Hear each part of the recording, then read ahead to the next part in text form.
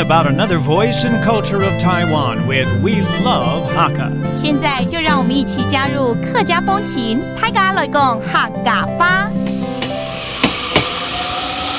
Hey, it's time for Hakka training on ICRT. This whole month we're going to Lunbei, and to get there, the nearest station is Douliu. And because of Mid-Autumn Festival, they have a lot of events going on here that are pretty special, and I'm sure Leo will tell us all about it in just a minute. 今天呢，我们要去云林县来参加一个跟中秋节有关的活动哦，听说蛮特别的，待会儿要请 Leo 来介绍喽。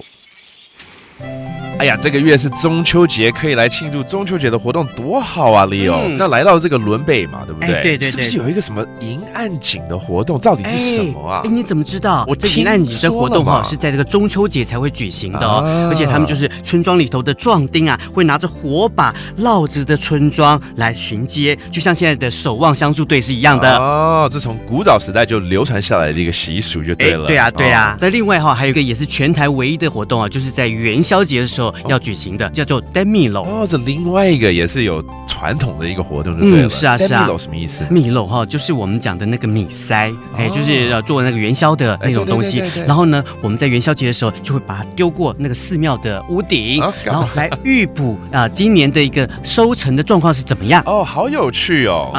那过几个月可以再回来这边了。是啊。在伦贝这边参加这么多活动完了之后啊，我听说邻近的西螺啊有一个老街也蛮值得一逛的。那没问题，我们就坐车来去西螺老街好了，来感受一下巴洛克式的一个氛围哈。那老街上面有戏院啊，有商号，而且还有很多老字号，当年是诏安客家人开的酱油工厂。听起来不错哦。当地的一个特色的感觉哈。好，那我们赶紧来参加这些活动，跟吃喝喝喽。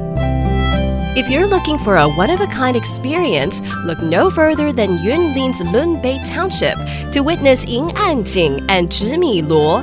These two events help keep Hakka traditions alive. During the Mid-Autumn Festival, young men patrol the streets at night with torches and gongs for Ying An Jing. And during the Lantern Festival for Zhi Mi Luo, a rice basket is hurled over a temple to help predict the year's harvest.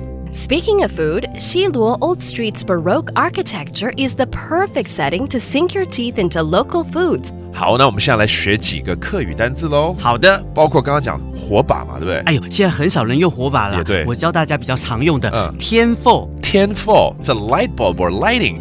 好，那刚刚有去逛老街呢。路街 that is the old street. Now you know, and that does it for today's Hakka training on ICRT. 什么太嘎？汉字say张来了。